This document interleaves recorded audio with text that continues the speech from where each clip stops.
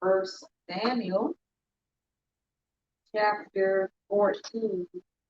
And we'll just start with 14:1. But just a recap from last week, chapter 13. Saul was at war with the Philistines. And, they are outnumbered in numbers by men, and Philistines have thousands of men. They have the horses and the chariots and the weapons, and then we learned last week that Israel didn't even know how to make their own weapons, so they had to, what weapons they did have, they got from them. So during wartime, basically they had very rudimentary stuff, for that time. But Saul was in Gilgal, and he was told to wait there for Samuel for 7 days. And on the seventh day, Samuel didn't show up timely, I guess, as far as Saul was concerned. And he took it upon himself to do a sacrifice and a burnt offering. And because of that, when Samuel did get there, David had pretty much stepped out of his lane, because that was a duty for the priest. Saul, I'm sorry, Saul. Thank you for correcting me. Saul, King Saul. And so Samuel told him that because of his disobedience and because of what he did, that God had basically removed the kingdom from him, and that he had chosen someone else. And so we see, it was just all about, having patience and waiting. And sometimes, we are holding out for things or praying for things. And if we had just held on and waited just a little bit longer for God, instead of kind of taking matters in our own hands, and we see what happened with Saul, that was sort of the end of God's favor for him. God took the kingdom away from him. So now, starting in chapter 14,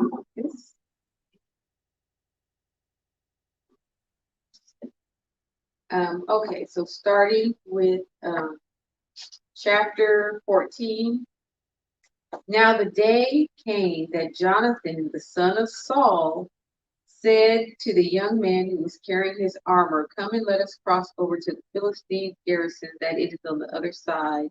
But he did not tell his father. So at this point, they had separated. Jonathan had some soldiers fighting men with him, and Saul had some with him. So they were sort of like in a strategic, there was kind of a lull in the fighting, and they were, we'll see that Saul, they were trying to figure out what to do at this point. But Jonathan took it upon himself, him and his armor bearer. He said, let's go over to where the Philistines are. Let's, scope them out and see what's going on. So verse 2, Saul was staying in the outskirts of Gibeah under the pomegranate tree, which is in Migron, and the people who were with him were about 600 men. So Jonathan is one place, and Saul is other. So while Jonathan is trying to think strategically, let's go out and scope, out the enemy, we see here Saul, the king, is sitting under a pomegranate tree. So it's like, okay, who's the real leader here? Who's showing faith. And Ahijah, the son of Ahitub, Ichabod's brother, the son of Phinehas, the son of Eli, the priest of the Lord at Shiloh, was wearing an ephod, and the people did not know that Jonathan was gone. So remember, Eli was the priest prior to Samuel. And so since Samuel had come and talked to Saul and told him that the kingdom was going to be stripped from him, he left. But Saul had his own priest there, Ahijah, and he was part of Eli's lineage. So while Saul was discussing with the priest, Jonathan was actually out there, doing something. So between the passes by which Jonathan sought to cross over to the Philistines' garrison, there was a sharp crag on the side and a sharp crag on the other side. And I think that means it's like a cliff or something that you had to cross in order to get to the other side. And the name of the one was Bozez, and the name of the other was Sina. So these were passes or cliffs that they had to trek through in order to get from where they were to where the Philistines were. So the one crag rose on the north opposite Michmash, and the other on the south opposite of Geba. Then Jonathan said to the young man who was carrying his armor, "Come and let us cross over to the garrison of these uncircumcised. Perhaps the Lord will work for us, for the Lord is not restrained to save by many or by few." So basically, he's telling him, let's go over and get these ungodless people. And he said, God doesn't need a whole army. He can do miraculous things with a lot of people or a few. He's not constrained by our actions, by people's actions. God can do what he wants to do. And we have to remember that in our own lives too. God really doesn't need our help in anything. We have to kind of stick with what he called us to do, to serve him, to worship him. But it's not really so much our actions. We don't have to do anything to get God to move on our behalf, other than our prayer and our worship. And so whatever God is going to do in our lives, he can do it miraculously, or he can use another person to do it, or he can, use us in order to get something. But it's all in his will and his way. It's not up to us. There you go. Time, because we won't hear we won't. And that's where patience comes in. If we say patience and faith go hand in hand, you have to have faith, number one. But then with your faith, you have to exercise patience, because just because we believe God is going to do something, just like you said, it may not happen instantaneously. It may take years and years and years, but we still have to have the faith to know that God is going to perform and do what he said that he would do. And if just because God hasn't answered our prayer right now, it doesn't necessarily mean the answer is no. It could just be wait, or this is not the right time. So you just gonna have to keep believing.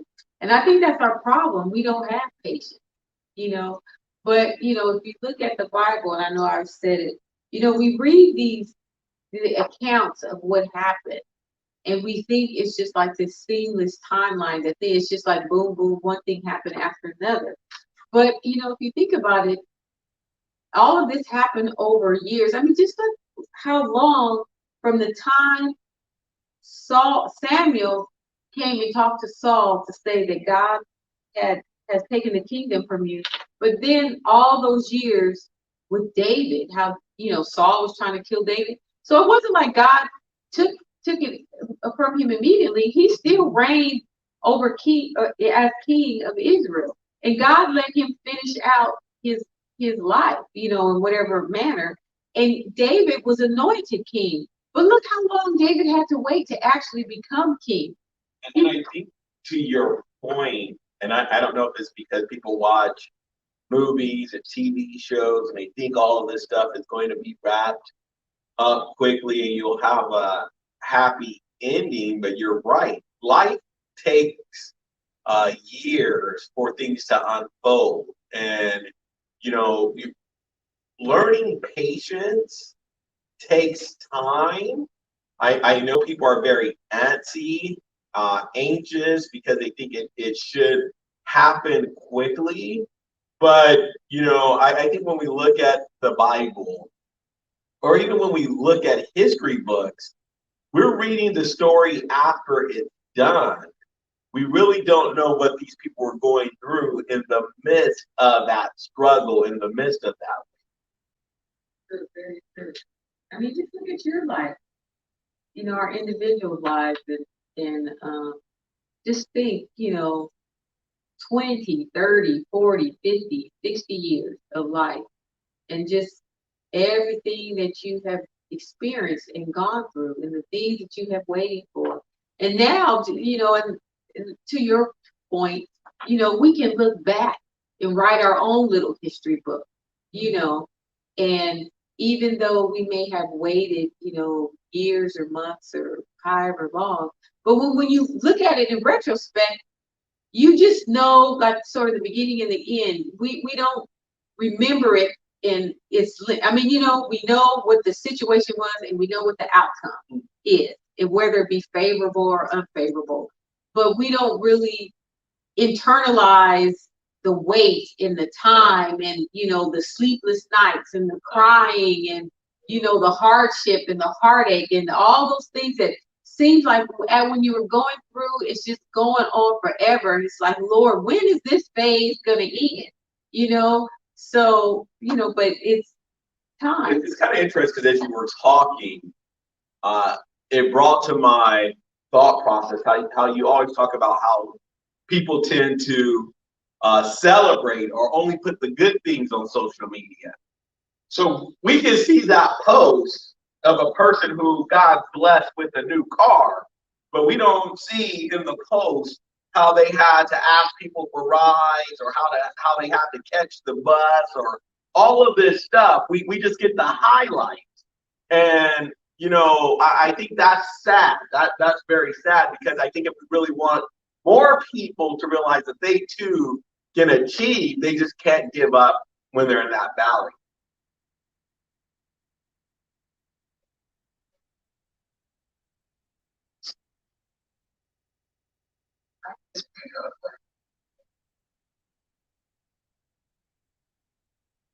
Church.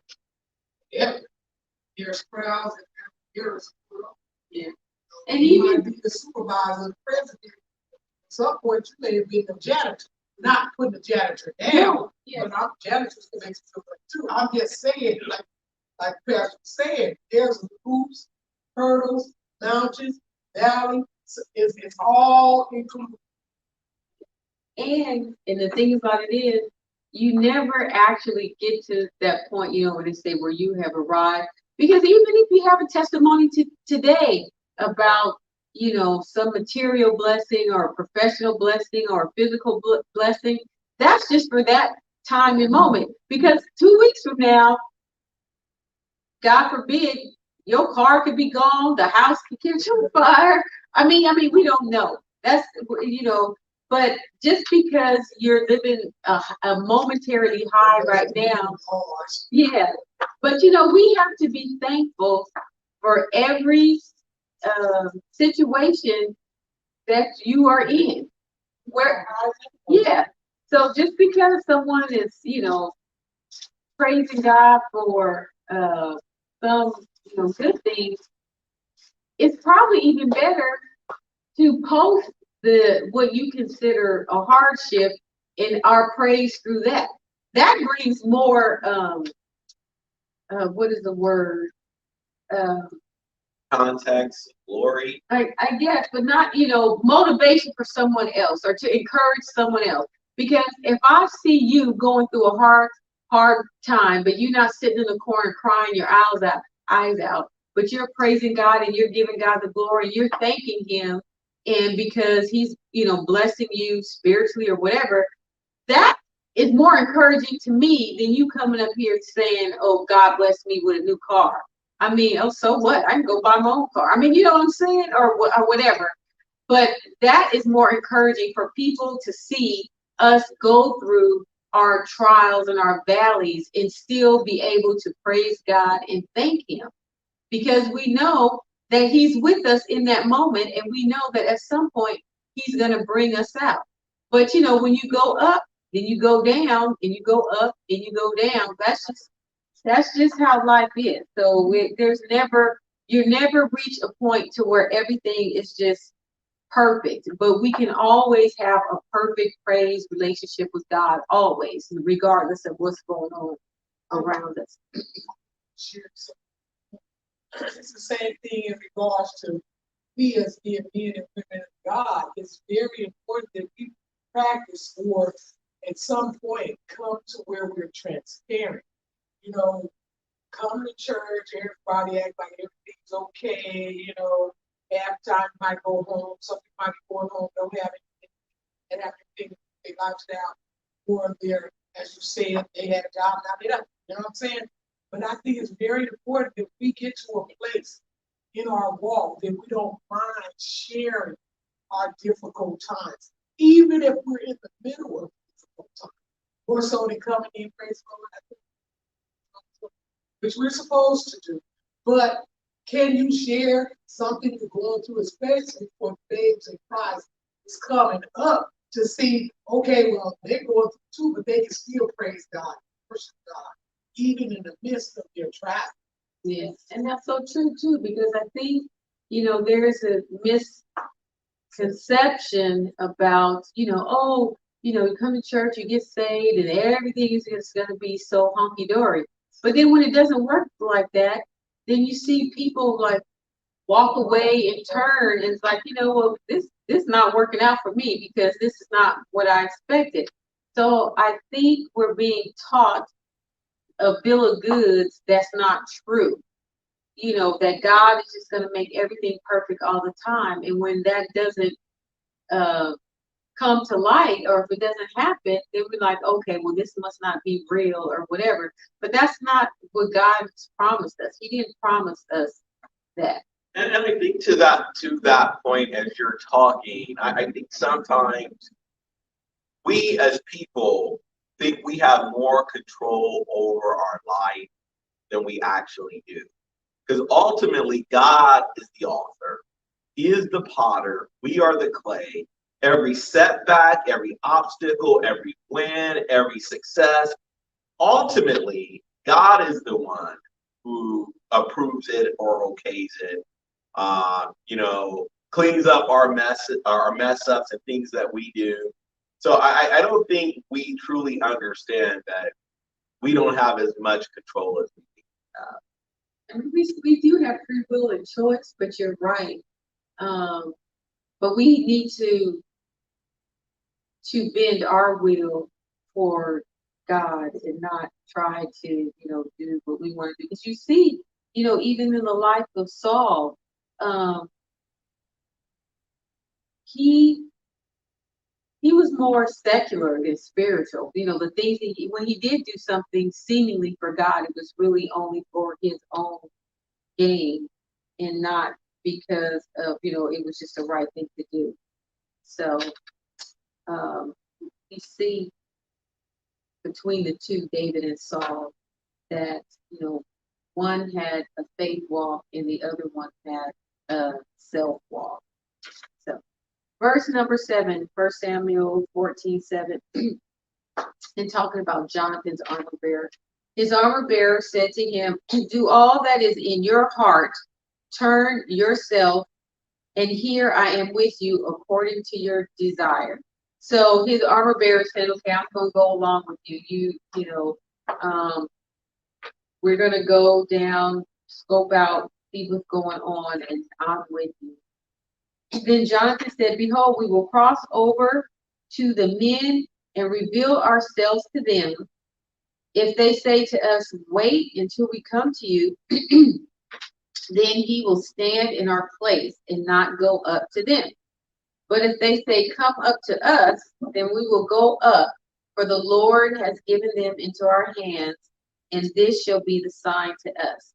So Jonathan laid out two scenarios to this guy. He says, if he says, come down, then, we're not going to do that. But if they say, come up, then we know that that's God.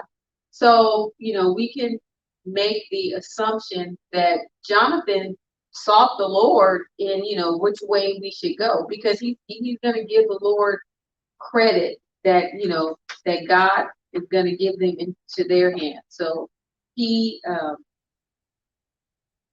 I would think he would have sought him in order to make that decision. Because, you know, what if God wasn't in it one way or the other? But Jonathan is leaning on God.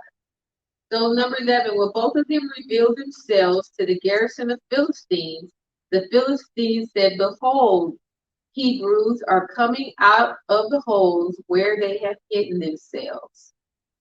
So the men of the garrison held Jonathan and his armor bearer and said, come up to us and we will tell you something. So that was a sign based upon what Jonathan had said. So he, you know, he was confident now because of what they said, that he knows that they go up there, that they're going to be victorious. And in regards to the statement that the Philistines made, when Saul did that sacrifice, when he was waiting for Samuel to come, and he went ahead and did that sacrifice when he shouldn't have. He did that because his men started to get afraid, and people were kind of deserting his army. So, and that was his excuse for doing the sacrifice, because, you know, because the men were leaving him. And so now the Philistines saying, okay, here's these men coming out of the holes, you know, they jumped ship, and now they're revealing themselves. I think that also lets us know, for leaders, you shouldn't be worried about those that desert. You know, because I think if you're worried about keeping people whose desire is to desert, chances are, in order to keep them or try to keep them, you may be doing something that's contrary to what God's desire is for you at that particular place in your life. And I think that goes with compromises with those at the top, trying to please people. They don't stand for truth or sound doctrine sometimes. And that's exactly what Saul did. I mean, instead of trying to please God, he tried to appease the people who were with him. And they did ran off and left him anyway because they were fearful. But you know, if you figure, if you're a leader, or if you're going into battle, think of it military, and you're the commander of the army, don't you want brave soldiers who are going to, stand by your side, or be, because usually the leader goes out first. So you want men who aren't fearful. Look at what was his name? Gideon.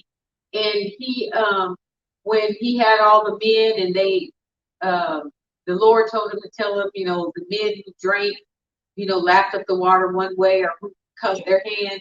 And so yeah. So he's saying get rid of them. So you want those who are strong in spirit, and not fearful, because when the battle gets hot, either if they're not gonna run now, they're gonna run later. So you want some diehard men who are gonna stick with you through and through.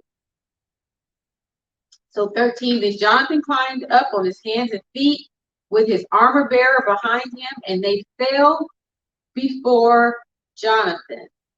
And his armor bearer put some to death after him. So they went up to where the Philistines were, and they were fighting them. And it says that first slaughter which Jonathan and his armor bearer made was about 20 men within about half a furrow in the acre of land. So just two people went up and this on their little mission, and they killed 20 men by themselves, while Saul is down in the valley sitting under the pomegranate tree trying to figure out what's going to happen next. Jonathan is out there, defeating the enemy with the help of God. And there was a trembling in the camp, in the field, and among all the people. Even the garrison and the raiders trembled, and the earth quaked, so that it became a great trembling. So in the midst of this, God sent an earthquake. He caused an earthquake to come. And so the people, the Philistines, began to get scared. Now Saul's watchmen in Gibeah of Benjamin looked, and behold, The multitude melted away, and they went here and there. And there's referring to um, the people of the Philistines. They were just, going their way. And Saul said to the people who were with him, "Number now and see who has gone from us." And when they had numbered, behold, Jonathan and his armor bearer were not there. So Saul was like, what's going on? Who left the camp? Who's up there? And so when they checked on everybody, he realized it was his son and the armor bearer. And then Saul said to Ahijah, "Bring the ark of God here," for the ark of God was at that time with the sons of Israel. And remember the ark, remember when they were first going into the promised land and they took the ark with them, and their perception was, God was, as long as they had the ark, God was with him and that they would be victorious. So now Saul has the ark with him. And remember, we studied back when Eli was the priest. And remember, they went into battle and they took the ark with them, and it got stolen. And every place that the ark went that wasn't with Israel, they were being diseased, their gods' heads were falling off and stuff. And then finally, then people was like, "No, we don't want this. Get rid of it. It's a curse to us." So now Saul has the ark of God with him. So he said, he's telling him to go get it. Now Saul didn't pray. Jonathan didn't say, "Oh, we need some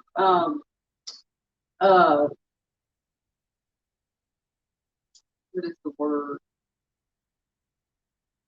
That he didn't need the ark. He didn't need a symbol. He consulted with God. And so Saul is saying, if we have the ark with us, then we'll be successful. Not knowing that if he just prayed to God and did the right thing, that they would be victorious. So 19, when Saul talked to the priest, the commotion in the camp of the Philistines continued and increased. So Saul said to the priest, "Withdraw your hand." And when I was studying, because I was, I didn't really understand what that meant. But yeah. Yeah, so it was saying that the priest that he was consulting with, they had the Urim and the Thummim. I guess it was, I'm not exactly sure what that was, but it was something that they used to decide what God's will was for them, and that the Urim and the Thummim was part of the ephod that the priest wore. So them having the ark, and they were going to consult that, and it was on the chest or the collar of the ephod. So the priest was in motion to consult God as to what they would do. So I guess it was on his collar. So Saul was saying, basically, because they saw everything that was happening with the Philistines, he was like, "Okay, withdraw your hand, stop what you're doing. We don't need to consult God at this point because all the action that's going up over there." So basically, he didn't consult God, but God was already working on their behalf because Jonathan had, went up. So then Saul and all the people who were with him rallied and came to the battle, and behold, every man's sword was against his fellow, and there was a great confusion. So now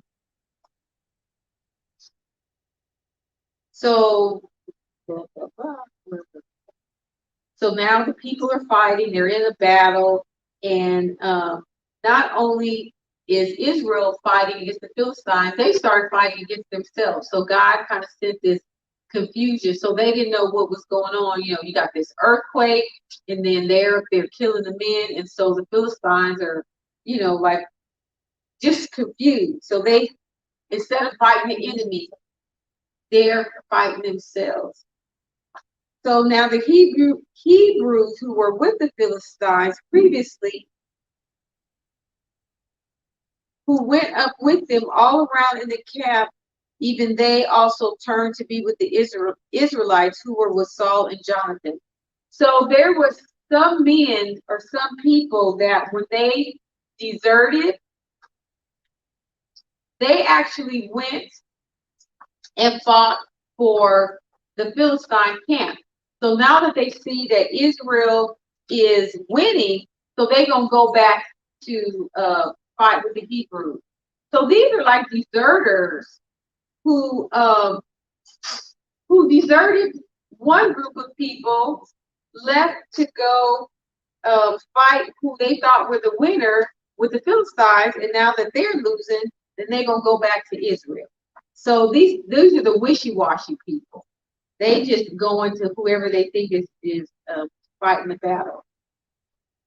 So 22, when all the men of Israel who had hidden themselves in the hill country of Ephraim heard that the Philistines had fled, even they also pursued them closely in the battle. So the Lord delivered Israel that day, and the battle spread beyond the haven. So God let them come out victoriously.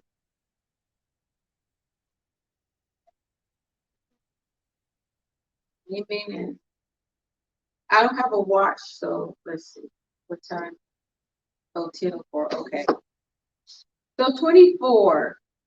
Now the men of Israel were hard pressed on that day, for Saul had put the people under oath, saying, "Cursed be the man who sets food before who eats food before evening, until I have avenged myself on my enemies." So none of the people tasted food. So they were fighting and they were winning, and so now Saul says, "Go put everybody on a fast." So how are you going to be in a military battle? And so Saul's saying, we're going to attack them again at night. He said, but you can't eat nothing until the enemy's avenged. Again, did he consult God on, putting people on fast? And how are you going to be fasting? You figure you're in a military battle. You're out there. It's not like today they have tanks and guns and stuff.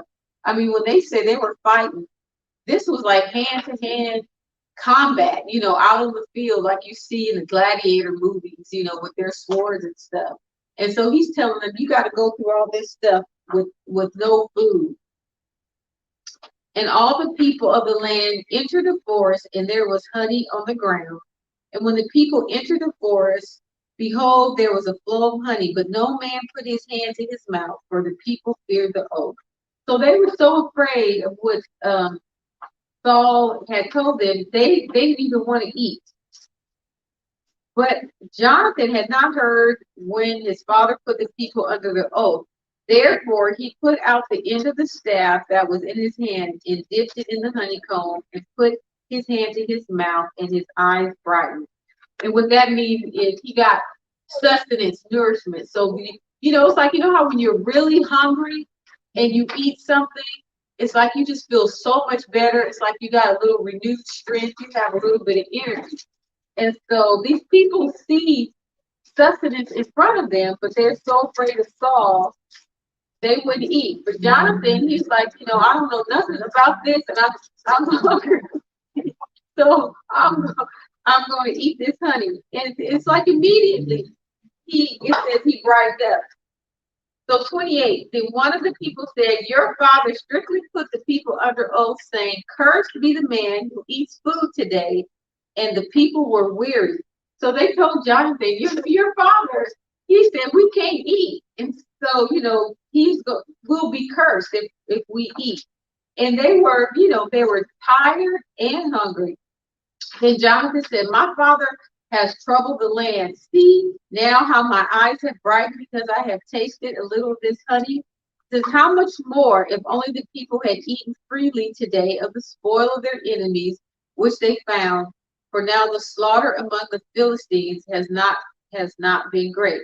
So I think, as you're reading this, it reminds me of how many times people in leadership don't realize the power of their words to inspire as well as to encourage, both in the spiritual sense as well as the natural sense.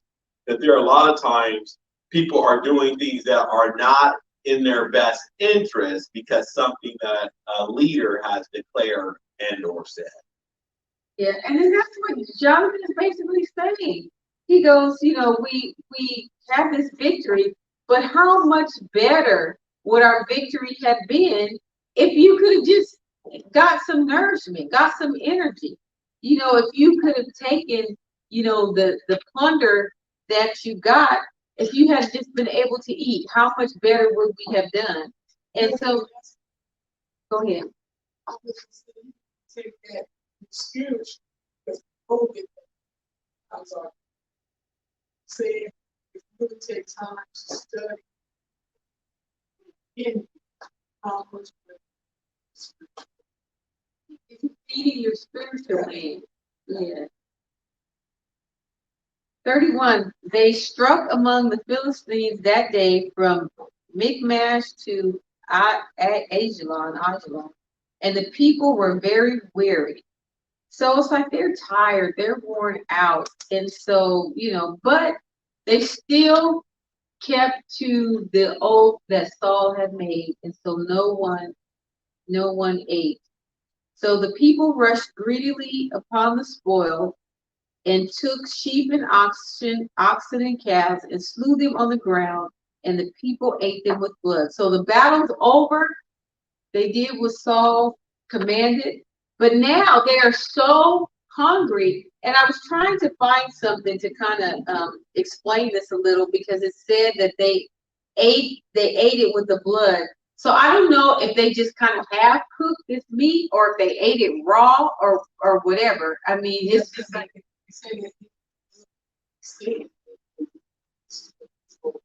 yeah. So I don't know. Yeah. So it didn't really explain it, but there are that was against God's will. He had told them, when they start talking about the sacrifice, that the animals had to be bled, and you couldn't eat. That was against God, his commands, because the life is in the blood, right? And so you weren't supposed to eat the life of the animal. It was supposed to be drained out and put on the ground and then sacrificed and offered up. So by them doing this, that it just seems so savage to me that these people were just so. Can you imagine just being so hungry you just gonna slaughter something and then just start eating it or whatever? I mean, it just seems a little bit barbaric. Yeah, but they were, that's the position that Saul put them in, by commanding that they not eat. So now it's like, okay, the fighting's over for the time being, and so they just kind of went a little crazy. Then they told Saul, saying, behold, the people are sinning against the Lord by eating with the blood. And he said, you have acted treacherously. Roll a great stone to me today. So even though they did what Saul said, now he's saying that they're sinning against God because they're not, doing it. They're not eating correctly. So now he's saying, he's going to build this altar, roll a great stone out to him, or, so they can build this altar. So Saul said, disperse yourselves among the people and say to them, each one of you bring me his ox or his sheep and slaughter it here and eat, and do not sin against the Lord by eating with the blood. So all the people that night brought each one his ox with him and slaughtered it there.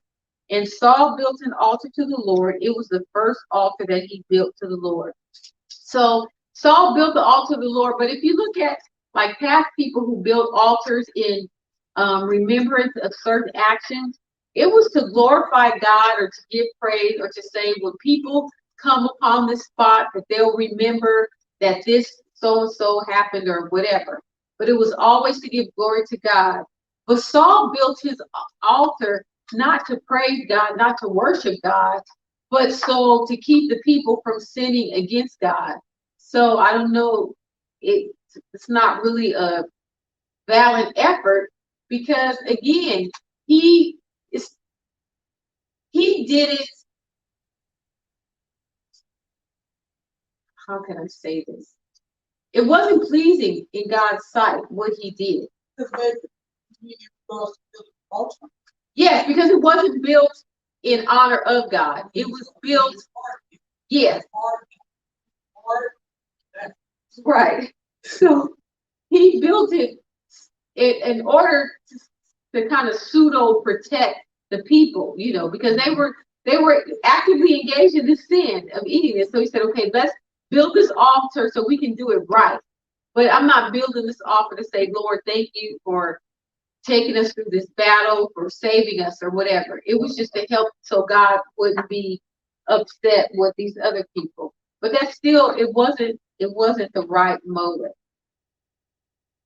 And Saul said, let's go down after the Philistines by night and take spoil among them until the morning light, and let us not leave a man of them. And they said, do whatever seems good to you. So the priest said, let us draw near to God here. So Saul was like, okay, we're going to go out at night and we're going to go down to the Philistines and we're going to attack them, and we're not going to leave a man standing. But the priest said, they should consult God, if this is the right thing to do. So Saul inquired of God, shall I go down after the Philistines, and will you give them into the hand of Israel? And when I read this, remember that thing, the magic 8-ball? Like you asked them a question. Yeah. So this is kind of what it seems to be. Saul, at no point had he consulted God, but now he's saying, he's taking the priest's advice, and he's saying, should we go down there and attack them? And if we do, are we going to be successful? It says, but he did not answer him on that day. So God, didn't give him an answer. So Saul said, draw near here, all you chiefs of the people, and investigate and see how this sin has happened today. So Saul figured that because God didn't answer him, that there was some sin among them. And so, for as the Lord lives, who delivers Israel, though it is in Jonathan my son. Wait, did I miss something? Okay. Okay, I'll read this last little bit. For as the Lord lives, who delivers Israel, though it is in Jonathan my son, he shall surely die. But not one of all the people answered him. So he's saying that whoever sinned in the camp, that they were going to die, even if it's his son Jonathan, even if it's my own son who sinned, that person is going to die.